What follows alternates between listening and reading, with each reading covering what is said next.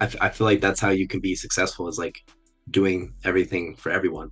Everything you do is for everyone. And I believe in the word empowerment pretty deeply. So I believe that me helping you get better helps me get better, and we're both just going to get better. Famous, how could I stop now? Gotta skip some sleep and put the clock down. Brother left the earth, so now I'm working around the clock to do the things he should have got now. I'm just living life.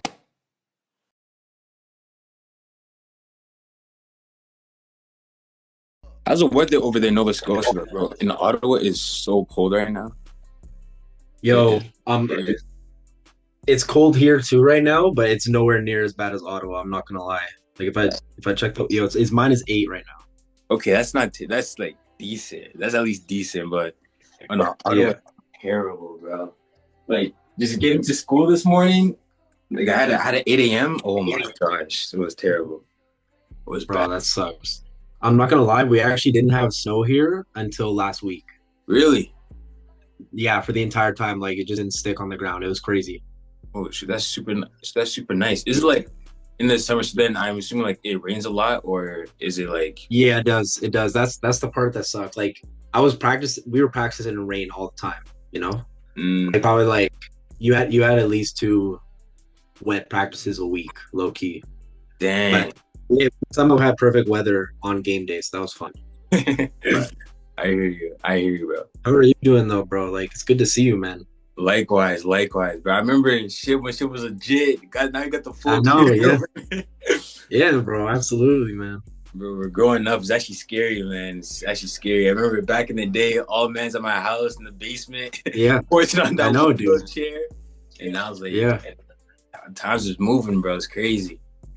Yeah, bro. It's really nice to see you doing like something entrepreneurial. Like it's awesome, bro. Because I've always been doing that like my whole life, and it's just really nice to see you doing it too. You know what I mean? Like, really respect it, and like I just feel blessed. Like, thank you for choosing, asking me, to like do an interview and all that stuff. Like, it meant a lot, so appreciate that. Of course, bro. Of course, and you're doing big things at SMU, man. You're really putting on for Ottawa, but so like I have to interview the guys that are making Ottawa known. You know what I mean? So you're putting in the work. That's and cool, man. Thank you. I'm just watching you, and I'm still impressed. So you just keep doing what you're doing, man. No matter where you go, you still got a big fan in me over here, bro. So keep doing what you're doing, bro. My guy, thank you. I appreciate that. Of course, bro. But with this interview, like kind of kicking it off, I want us to like go back to the start of like how do you like explain to the people how you got into football? Yeah, I got into football. Well, you know him, Hayden. Yeah.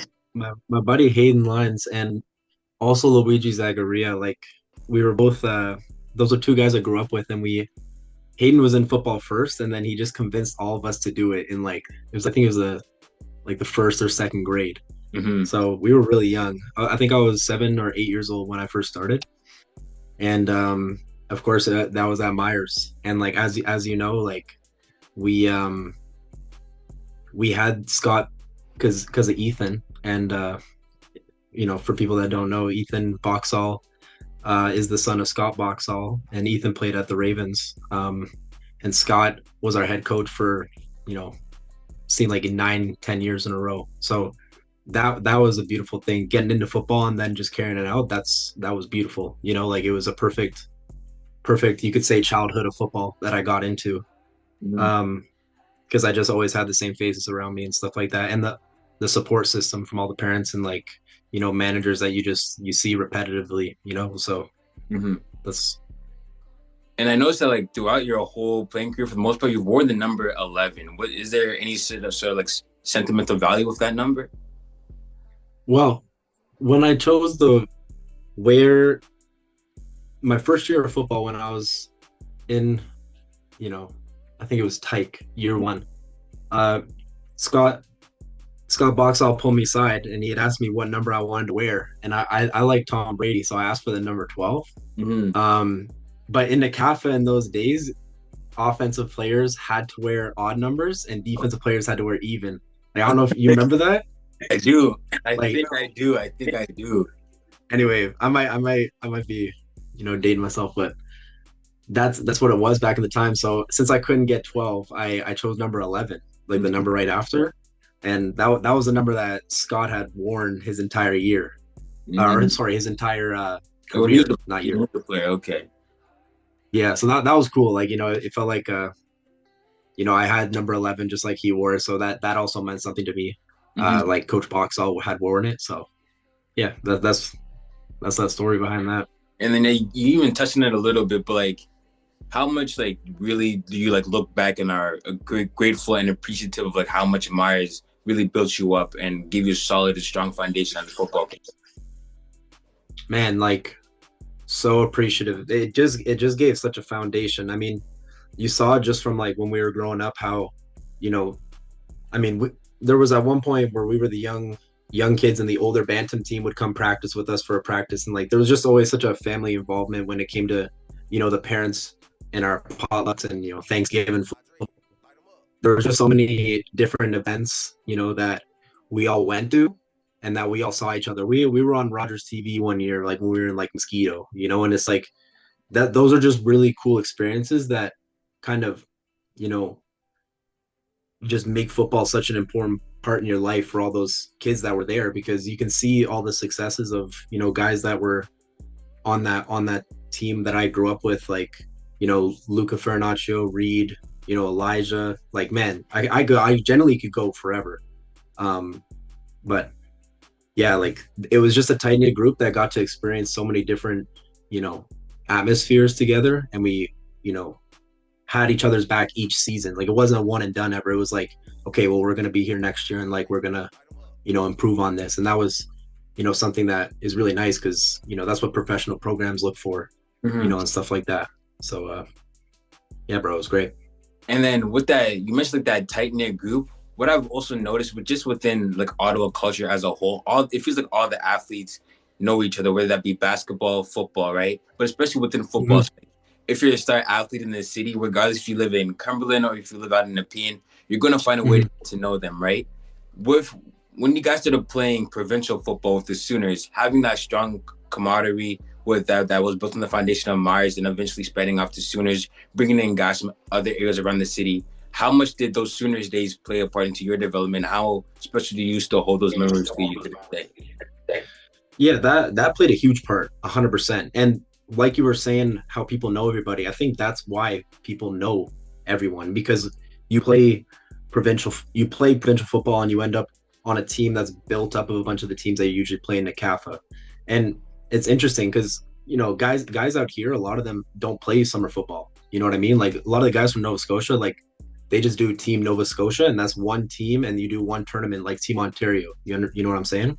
So they don't really know what I'm saying when I used to play like 20 game seasons. Yeah. Or 20 games in a year. Like, yeah, that part of it was crazy, but it was great for the development at a young age to just get reps, at the position, and then get to play a higher level with your higher level group that you've made in Ottawa, so that was, and then you bond with those guys, like I bonded with the players in provincial football, and then I wound up, I wasn't teammates with them, I went out teammates with them at Carelton, like Alex Boyley, Andrew Christie, and Justin Belanger, like those kinds of guys. So yeah, for sure. And then with that provincial football, you had like 2 really strong years with the Ottawa Sooners, but then unfortunately COVID came in. Explain how COVID mixed with that private story called Dad Bod Journey became such a big deal when you become today. Oh man, that's crazy. Like, that's so funny that you pulled that. Like, that whole story, like I started this story called Dad Bod Journey, private story. I was uploading, like, man, I mean, I know you used to see the clips, like sometimes just the craziest workouts with the home gym equipment and stuff like that. And man, what stemmed from that is I can't really put into words, man. Like, basically over COVID, just I worked out. I fell in love with working out and just keeping my body right, for the fact that I understood I was in important development years. Like, I was in grade 10, and those grade 11 and then grade 12 year are really important for your next step when it goes to uni ball, and that's exactly what I was focused on. And so I knew that I had to do something. I started I still had my busing job at a restaurant called the Royal Oak, and I was just being a busser for a long time, uh, and then putting all that money aside because I live with my parents, so I wasn't, I was in grade 10, so I wasn't paying no bills or nothing like that. So I was saving up and then buying pieces of gym equipment, and then over time, I kept increasing the things that I can do in my workouts. I started inviting my friends over to get workouts in. You know what I mean? Like it was what started from being something that was so small, like ended up being, almost like I was I felt like I was a little fitness influencer at the time, you know what I mean? Definitely. It bring a lot of community together. Like I started having guys over that, were on the same football team as me, and then, friends, and I started falling in love with, creating workouts for people because I was always having people over at my house and stuff like that. And so that just stemmed into, my gym. All of a sudden, I spent all these years creating this gym, uh, working out on that story that I was posting, Bod Journey.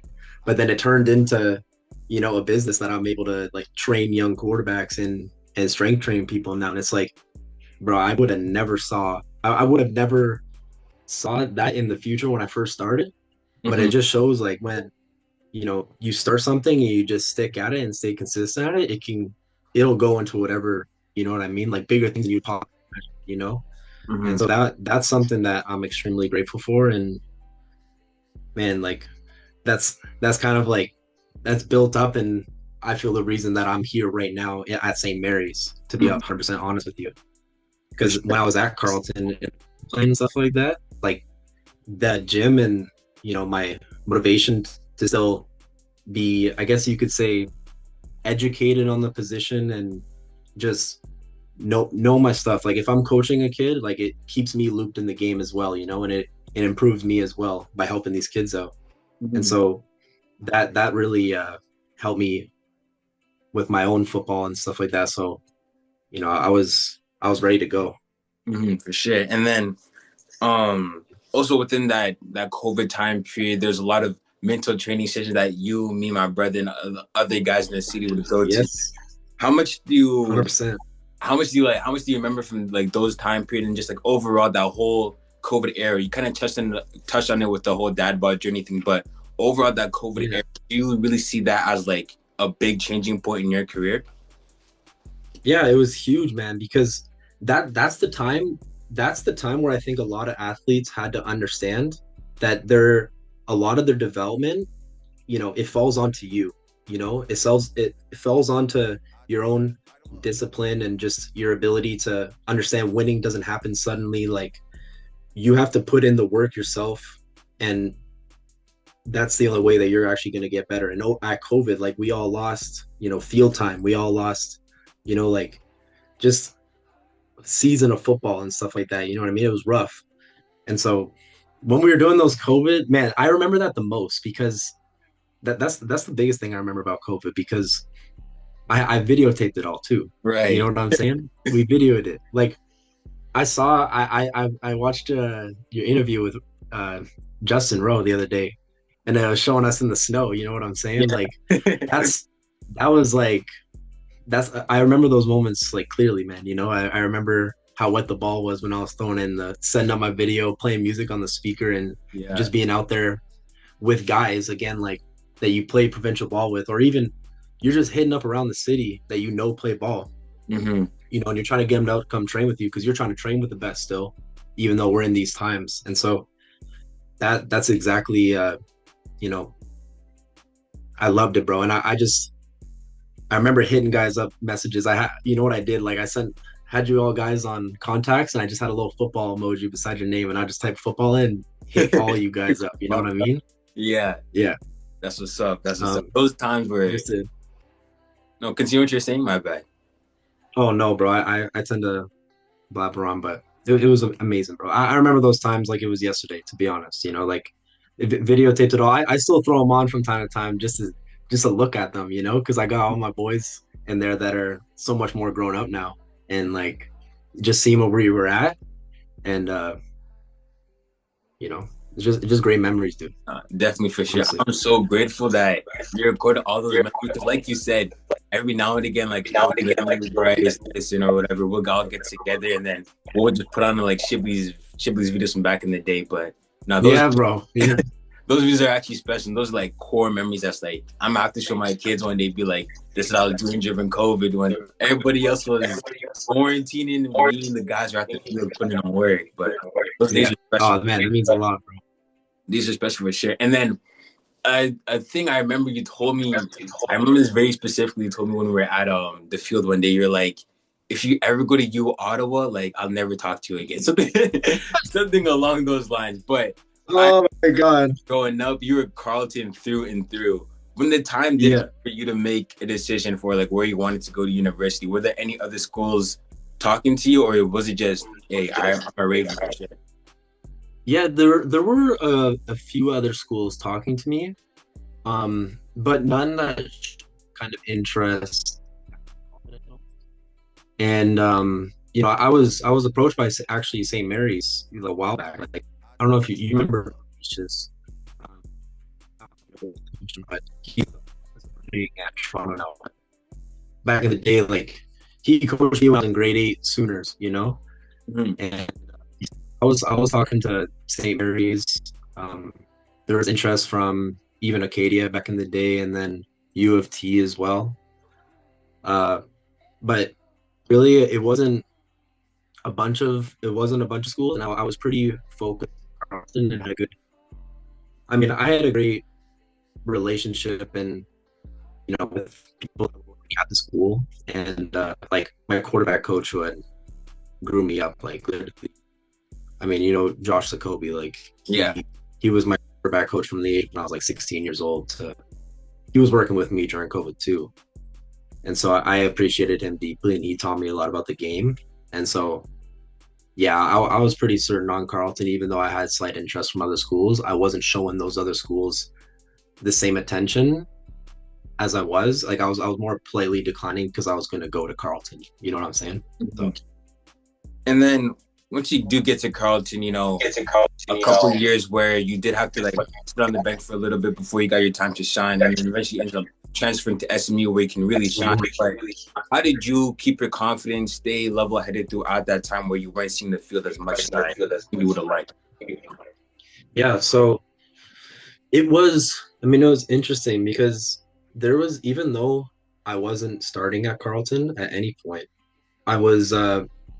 we were always battling. That quarterback room that was at Carelton was very talented.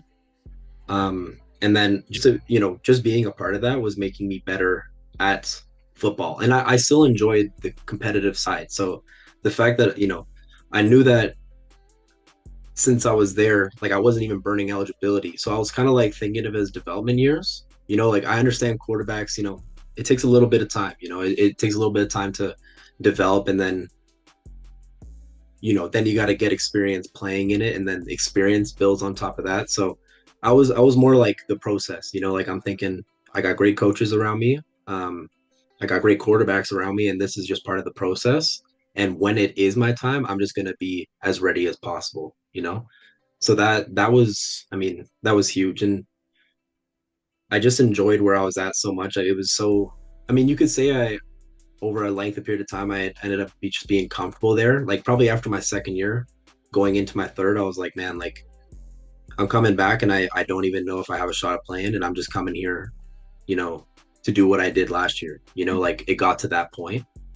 But I still stayed motivated, like connecting with those younger kids and still training them really helped me accountable as well the entire time. And that was something I was always looking forward to and building while I was at Carelton.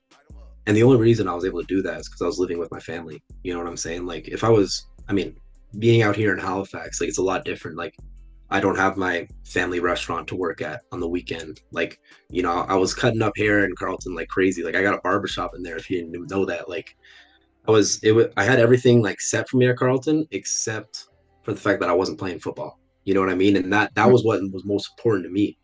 So I honestly, like coming to Halifax, I didn't basically tell myself, I'm like, man, I'm making a big sacrifice by leaving what I'm doing, but I'm chasing what I always wanted. You know what I'm saying? Mm-hmm. So it was a hard decision.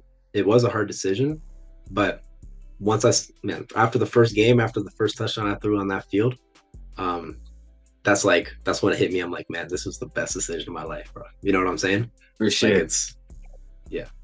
And then when you were deciding to leave Carleton, what made Halifax SMU the spot to go to? Steve Samara, my head coach. So he was the head coach at Carleton at the time when I was getting recruited there. For years, for a long time. I think he revamped. He was the coach there since 2013 when the program revamped. And when I had first committed there in 2022, that's when I got news that he was no longer the coach there and he was moving. But I still loved my quarterback coach, Sokobi, and I was still fine with going to Carleton. I didn't have a second thought about it. But years later, I had no idea I was going to St. Mary's when I left Carleton. First of all, when I left Carleton, there was no communication with St. Mary's. I had no idea. I went to the Ottawa Sooners actually.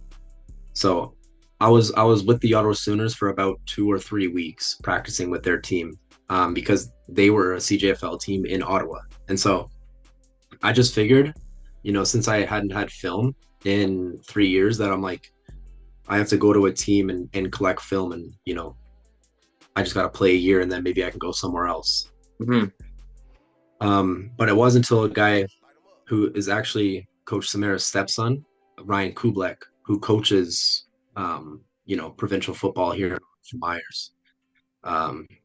He saw me out at a Sooners practice at the Dome one day, same time, just right place, right time. And he came up to me, he's like, man, like, what are you doing here? He had no idea that I went to Sooners, and I told him what I was looking for, and he's like, why don't you just go to St. Mary's? And I'm like, well, shoot, like, I have film or anything, and he's like, oh no, I'll set you up with Coach Samara. And dude, like a week from that day, the coach had flown to Ottawa and was having breakfast with me, and I was talking to him. And so I knew that they valued me, which was nice. That was a good feeling, because after a long time, it's like, dude, like, you don't even know who wants you because you don't have film or anything like that. You know what I'm saying? Like, it's hard, it's rough. And so just the fact that he came to fly down to see me face to face, and then, bring me out to St. Mary's on a visit, which I had never experienced a visit, also because of COVID. There was just, too many restrictions going on at the time. And so I was here on my visit, and man, it's very nice over in Halifax. You're right by the ocean, and everything's walking distance here. And the campus is the smallest in Canada. It's a tiny campus. It revolves around the football field. Like, I'm not even, like, I'm sitting on the 20th floor right now on my res, and I look down at the field every day, bro. It's honestly beautiful. And so, yeah, like, that's, I low-key, I forget what you asked. I low-key, I forget the question you asked. I was just starting to ramble. I tend to do that, bro. No, that's not, hold on. Let me look back. I was just listening. Let me see what I said. Yeah, why SMU? That was my question. Okay. Yeah. Question, yeah. Why SMU? Like, I mean, yeah, that there is just the players here too, man. The players here. When I was on my visit here, I stayed. They didn't do like the whole, we're gonna leave you in a hotel and you have like this thick itinerary to follow. You know what I mean? It was, you're gonna come here. I stayed with players that were here, like that live here. You know what I'm saying? And that's the house that I'm moving into next year. Like, I'm very tight with those guys now, and it's a receiver house, which is great for a quarterback, right? So yeah, like, shout out to my teammate Chandler Zink Marier, number 89. Like, he's incredible. He was the guy I spent the most time with on my visit when I was at St. Mary's, and I just saw his work ethic and dedication. And when I threw with them outside on the field in front of the coaches and stuff, like, it was bread and butter. You know what I'm saying? Like, yeah, I was out there just being loose with the ball. I was very impressed with the talent that was, when it first hit me, I'm like, I'm throwing these balls and I'm throwing them like as hard as I can, like as far as I can. I'm like, damn, like, these receivers are nice. Like, people have the picture of like AUS where it's like, it's the weakest league, you know what I'm saying, in Canada. And it's like, man, I was on my visit, I'm like shocked. I'm like, man, these guys are like super good athletes and crazy skill position players. So, you know, I knew I had to have some fun over here. I knew I had to come here and throw these guys the ball in a game. So 100%. And then over the course of the season, you know, you get in the game, start doing your thing. You help SMU get their first Loaning Bowl since 2010, I believe it was. Throughout the whole course of the year, how was it, you know, at the start of the year, I would say, you know, finding your footing within the team? And then how would you say, like, you yourself progress from the start of the season to the end of the season, just as a leader and as a football player overall? Yeah, it takes time. It takes time, and it takes getting people to it takes getting to know people on individual levels all over the team. Like, one thing that helped me a lot from start to end of the season was the fact that an hour before practice every day, it was just a meeting with me and my head coach, and we would he would just explain things to me, just me, and exactly how he thought of it in his head. And so I was able to have a really good relationship with my coach. And when you have a good relationship with your coach, like, calls are coming in, it's just very fluid and easy to, you know, call and perform on the field, you know, when you guys are both on the same page. So definitely my coach definitely helped me out a lot this year, the head coach, and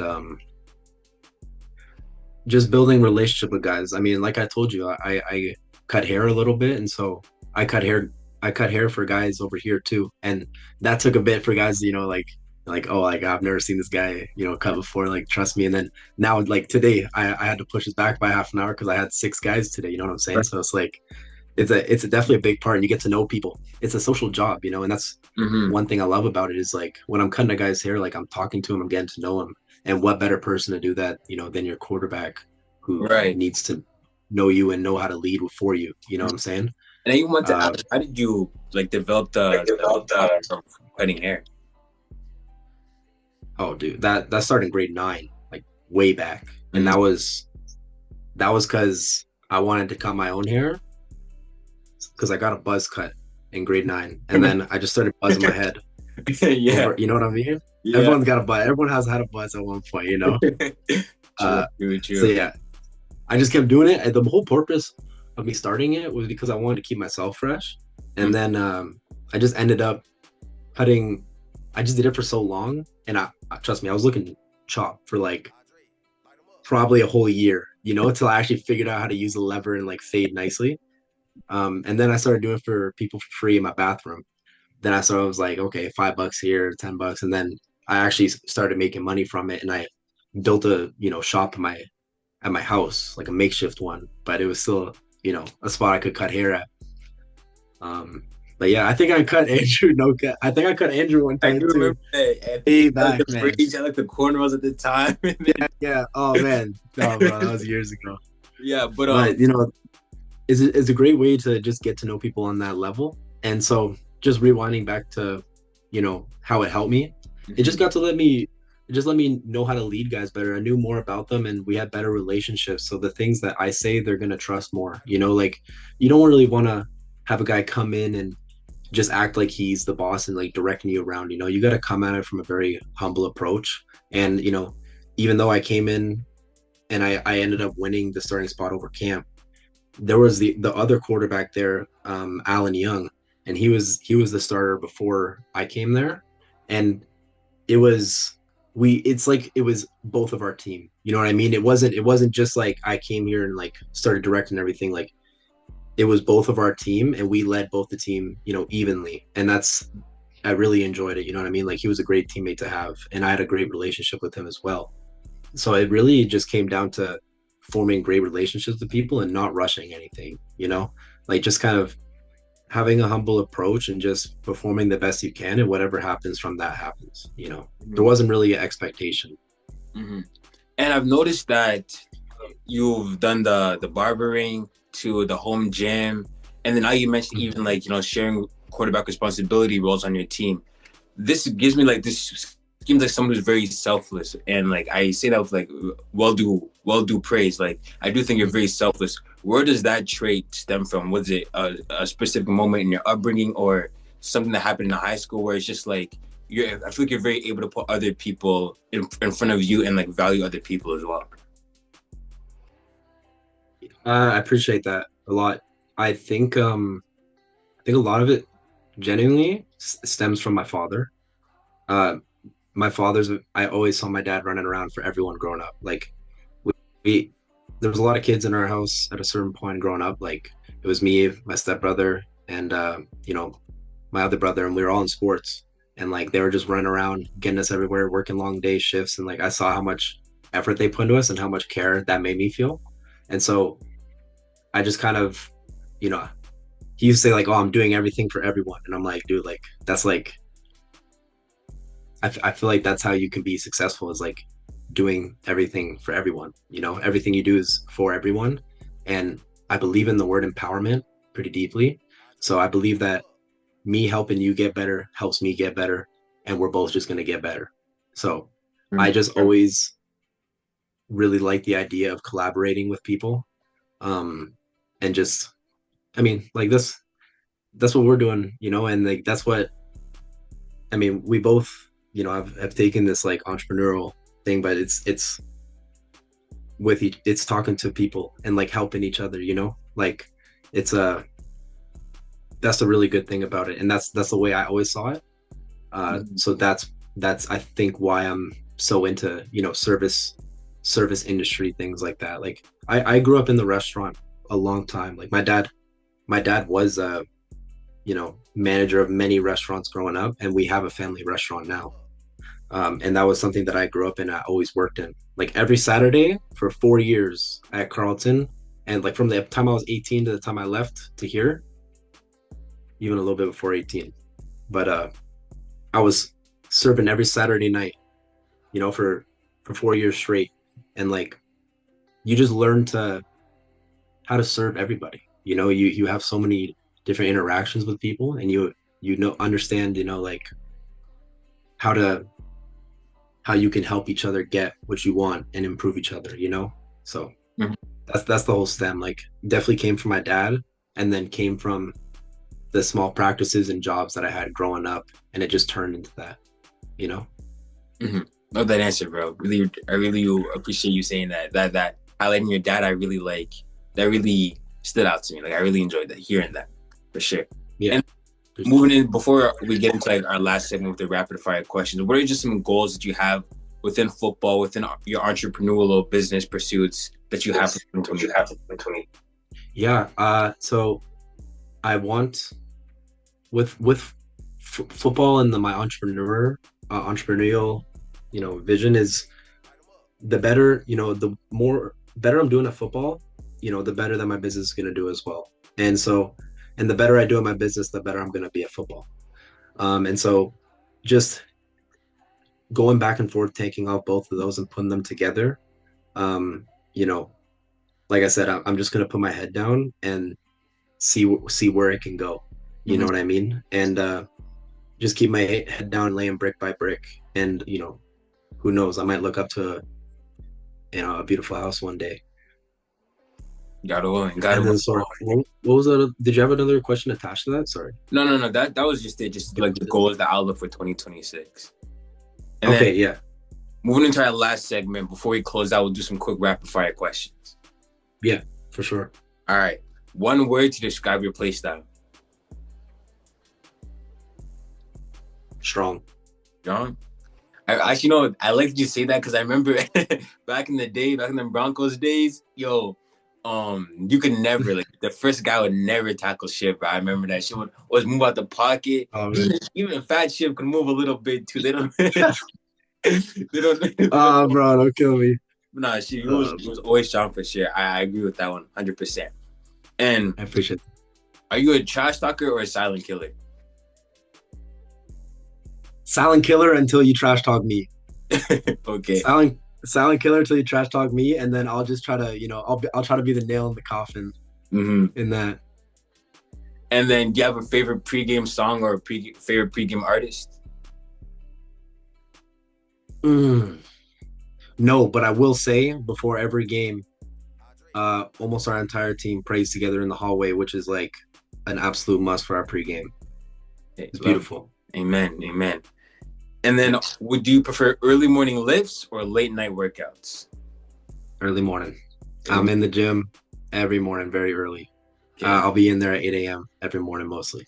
Yeah. Okay, early bird gets the worm, huh? Yeah, that's right, man. Would you rather play a home game or an away game? Oh, home. Home game. Atmosphere is awesome here. Honestly, it's a big.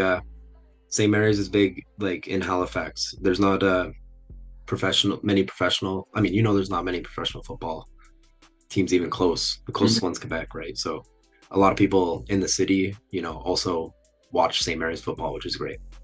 Okay, for sure. And then hypothetical basketball situation, right? It's you're down by 1 point, okay?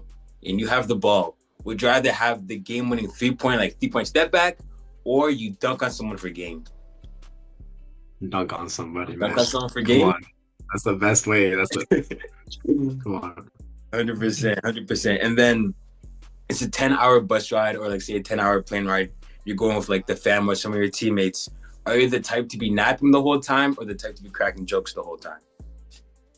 I'm napping. I'm at the front of the bus. I'm not gonna lie to you. I'm at the front of the plane in that scenario. I'm not gonna lie. Sleep? Yeah, that's where I hang out. I hang out at the front and just chill. Okay, sure.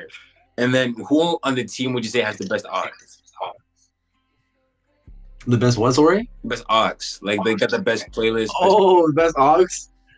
Oh my! If any of my teammates see this, they're gonna hate I said it, but I think Raheem's got the best ox. My boy Raheem. He's his place is slept on or something, or he just sometimes the stuff he plays it'll just be out of nowhere, and it's I don't know, whatever's TikTok song, whatever I'm saying, it'll just be funny. It'll make guys laugh in the room and stuff like that. So yeah, he's a good guy. And then MJ or LeBron? LeBron, I'm not. I gotta say LeBron, man. I can't get too deep into it. But I mean, I grew up and I watched him. You know what I'm saying? Yeah. So I'm gonna go with King James. For sure. And then you already mentioned it a bit earlier today, but who was your favorite player growing up? For a football player, I'll specify. Yeah, had to be Tom Brady. But also, just as a second guy, big fan of Drew Brees as well. I was a big fan of Drew Brees. So said Tom Brady was my first, but Drew Brees is also a big part of that. 100%. And then the last question: when it's all said and done, how would you want people to remember Justin Shibley? Oh man, that's bro, that's super, super deep. But it's honestly, just want to be remembered for motivating people. I want to be, remembered that I try to do everything for everyone. I just want to be remembered as, selfless, and I want to be remembered as someone that made things better when I was there. Any. It doesn't matter where I'm planted. I want to be a seed that helps grow. All right, guys. This is Josh editing the video now, and there are some technical difficulties while recording. So, it just didn't cut out while he was sharing that last little piece. But nevertheless, I appreciate you guys watching to the end. I appreciate you guys tuning in to another video. I'm gonna try to keep putting out these interviews as much as I can. Keep putting them out. It gets kind of hectic with school and everything else, but no excuses. I'll do my best. Y'all follow Justin on all his social medias. That's gonna be linked down in the description. Follow me on all my other social media. Stay in touch with what I'm up to. We got something big planned for 2026. We got big things planned for 2026. So, God willing, they all come to pass. And yeah, man, y'all keep me in your prayers, bro. And thank you guys for tuning in once again. I'll catch y'all. Yo, fam. YunoJSA?